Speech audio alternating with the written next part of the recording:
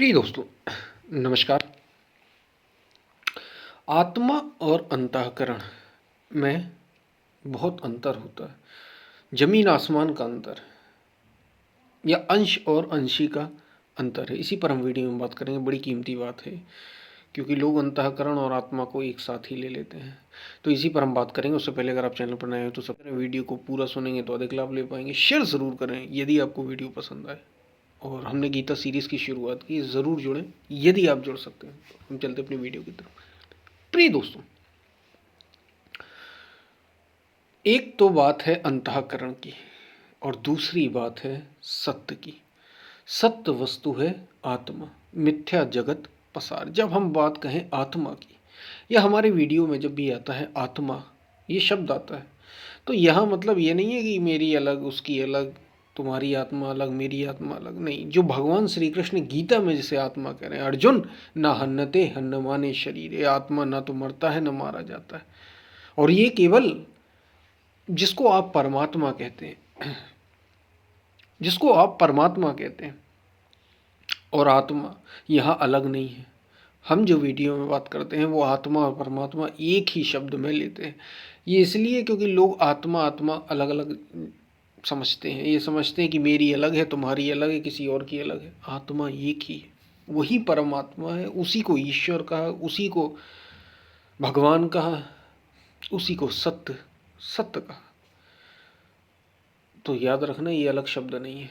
तो ये तो बात हो गई आत्मा की या परम की, परम तत्व की। वही शिवत्व है, शिव तत्व है। और दूसरी बात आती है अंतःकरण की। तो अंतःकरण भी गीता में भगवान श्री कृष्ण जब बात करते हैं तो कहते हैं मन बुद्धि चित्त और अहंकार, ये चतुष्टि अंतःकरण है। इससे बना हुआ है, इन चारों से मिलकर बना है। और अंतःकरण कोई और नहीं। बोध बोध कब होता है? एक व्यक्ति को, एक साधक को जो साधना के पथ की ओर अग्रसर है, उसे बोध होता ही तब है जब अंतःकरण लीन हो जाता है। ये अंतःकरण का नाश हो जाता है। ये अंतःकरण निर्मल हो जाता है, शुद्ध हो जाता है। ये अंतःकरण ही है जिसे शुद्ध करना है, जिसे निर्मल करना है, जो जिसे पवित्र करना है।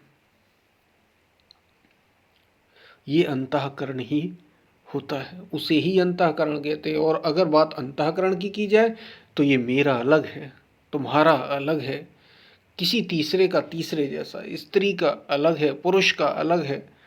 मतलब स्त्री पुरुष में अलग नहीं है कि वो कोई स्त्री है तो उसका अंतःकरण अलग हुआ पुरुष का। नहीं नहीं नहीं, स्त्रियों में एक स्त्री से दूसरे का अंतःकरण अलग है, तीसरे का, चौथे का, पांचवें का, सब अलग है। पुरुष स्त्री का अलग है, पुरुषों का आपस में अलग है। अंतःकरण वो स्थान है जहां सारे रिकॉर्ड मौजूद हैं। आप जो अभी कर रहे हैं वो भी रिकॉर्ड हो रहा है, जो आपने पहले किए थे सब कुछ है। मन बुद्धि चित्त अहंकार, जहां से निर्णय लिए जा रहे हैं, बुद्धि ही तो निर्णय लेती है, ये भी अंतःकरण में मौजूद है। मन जिसमें सारा सब कुछ, चित्त जिसमें सब कुछ भरा हुआ है, समाया हुआ है, सारी यादें भरी हुई है जन्मों जन्मों की। अहम जो ये कहता है कि मैं हूं, ये सब कुछ मिलाकर अंतःकरण, यही अंतःकरण है। ये मेरा आपका सबका अलग अलग होता है। जिसके जैसे कर्म, जिसकी जैसी यादें, जिसने जो जो जो अभी तक उठाया रखा, मतलब जो जो ढोया है संस्कारों के रूप में, वही अंतःकरण है।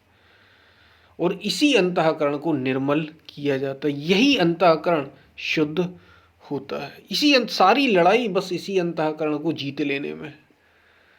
कबीर मन निर्मल भया, उसी को मन कह दिया, समेट कर एक मन कह दिया, उसे अंतःकरण न कह के संतों ने मन कह दी, क्योंकि ये तो शब्द दिए हमने अलग अलग। अंतःकरण में मन बुद्धि चित्त अहंकार, चतुष्टि अंतःकरण गीता के अनुसार भगवान श्री कृष्ण कह रहे हैं। ये एक बात और, जब कभी वेदांत की या संतों की बात आती तो संत अपने अपने तरीके से बताते हैं। कोई किसी को चित्त कहेगा, कोई और किसी को चित्त कहेगा, कोई किसी को मन कहेगा कि मन में ऐसा ऐसा होता, कोई किसी और को मन के कुछ और गुण बताएगा। ये अलग अलग हो सकते हैं, इतना अंतर हो सकता है क्योंकि प्रकृति है ही ऐसी कि इसमें अंतर होता है। लेकिन जब बात सत्य की आएगी, आत्म तत्व की आएगी, तो तो वास्तव में अगर जानने वाला होगा तो वो कभी ये नहीं कहेगा कि ये ऐसा होता है वो ऐसा, उसकी परिभाषा एक ही होगी जो गीता में भगवान श्री कृष्ण कह रहे हैं, वही रामचरितमानस में तुलसी कह रहे हैं, वही हनुमान कह रहे हैं, वही बुद्ध कहेंगे, वही महावीर कहेंगे। ये अलग नहीं हो सकता। जो मूल तत्व है, जब बात उसकी आएगी तो सब एक ही तरीके की बात करते हुए नजर आएंगे। अगर वे सच में महापुरुष हुए, सच में सत्य के जानकार हैं, सच में गुरु हैं, तो वे एक ही बात कहेंगे। हाँ, आप में दृष्टि हो तो समझ लो, आपको अंतर दिखाई पड़ सकता है, उनकी एक होते हुए भी आपको अंतर दिखाई पड़ सकता है। क्योंकि बुद्ध महावीर एक बात कह रहे हैं, फिर भी लोग कह रहे हैं कि बुद्ध अलग बात कर रहे हैं। बुद्ध कह रहे हैं मध्यम मार्ग, महावीर कह रहे हैं अहिंसा परमो धर्म, लेकिन बात एक ही हो रही है। तो आप में अगर समझ होगी तो आप समझ पाएंगे, नहीं तो आप भटक जाएंगे। तो जब बात सत्य की आती है, आत्म तत्व की आती है, तो सभी एक बात करते हैं।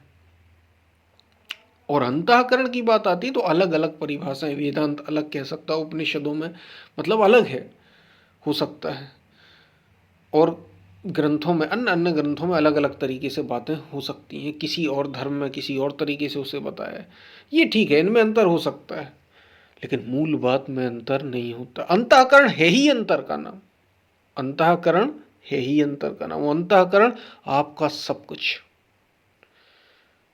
जितनी मलिनता, गंदगी, सब कुछ है, जो जो आप अपने को समझते हैं, सब ये अंतःकरण का ही कमाल है। सब कुछ स्टोर है इसमें। अगर ये शुद्ध हो जाए, ये निर्मल हो जाए, इसका नाश हो जाए, ये ही लीन हो जाए उस सत्य में, तो बात बन गई।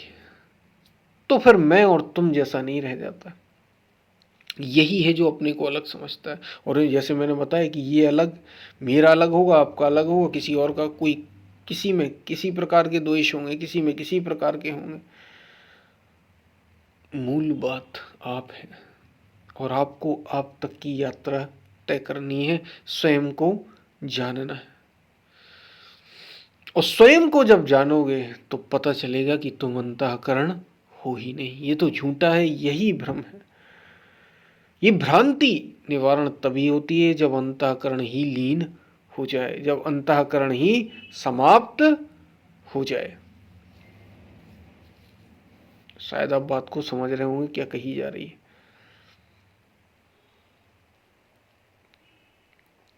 तो आत्मा और अंतःकरण को, सत्य और अंतःकरण को एक मत मान लेना। दोनों में जमीन आसमान का अंतर होता है, जमीन आसमान का। और जिसको मैं अंतःकरण कह रहा हूं उसी को मन, संतों ने सीधा सीधा मन कह दिया, अंतःकरण नहीं कहा। ये और गहरी अगर हम परिभाषा कहें तो उसमें अंतःकरण में सब आ जाता है। ठीक, मन में नहीं आता, सब सब लोग नहीं लेते, लेकिन संतों ने मन ही कह दिया, सीधी सीधी सी बात। तो आप तो मन समझे, ये सबकी अलग अलग है। देखो है कि नहीं, अगर मैं मन कहूंगा तो तुरंत समझ आ जाएगा कि हाँ भाई मेरा मन अलग है, किसी और का अलग है, किसी तीसरे का अलग है, चौथे का अलग है। सारी दुनिया में इतने हजारों लोग हैं, स्त्री हैं, पुरुष हैं, बच्चे हैं, बूढ़े हैं, सबके मन अलग अलग है। और सबके मन अलग अलग हैं तो सबके अपने विचार हैं। यही अंतःकरण, यही अंतःकरण। और इसी में ये सारा उद्वेग चलता रहता है, राग द्वेष का, दौड़ धूप का, इसी में सब चलता रहता है।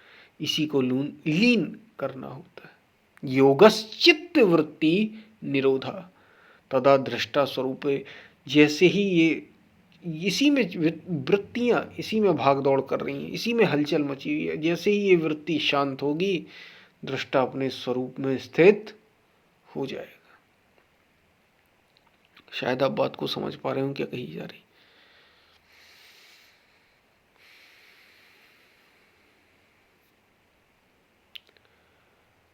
तो हम फिर मिलते हैं, तब तक के लिए धन्यवाद। आत्मा और अंतःकरण एक नहीं है, याद रखना। आत्मा एक है, अंतःकरण कई है।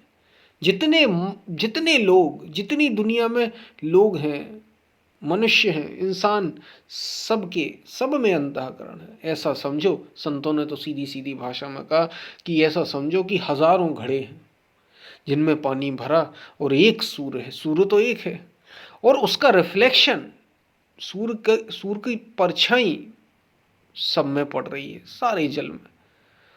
और जब परछाई पड़ रही है तो ऐसा लग रहा है कि हजारों सूर्य हैं, जबकि सूर्य तो एक है। तो आत्मा तो एक है और तुम वही हो। इसी को जानना है, इसी को पहचानना है, यही अनुभव करना है और कुछ भी नहीं। यही सार है, इसी को समझना। शायद आप बात को समझ पा रहे हो जो मैं कह रहा हूं। तो आत्मा और अंतःकरण, आत्मा तो तत्व है, मूल है। अंतःकरण तो बाहरी बात है, प्रकृति है, सतोगुण रजोगुण तमोगुण का मिश्रण है। हम फिर मिलते हैं, तब तक के लिए धन्यवाद। पसंद आए वीडियो शेयर ज़रूर करना, लाइक करें, कोई प्रश्न हो पूछें, सुझाव दें कि हम इसे चैनल को और अच्छे से अच्छा कैसे कर सकते हैं। धन्यवाद।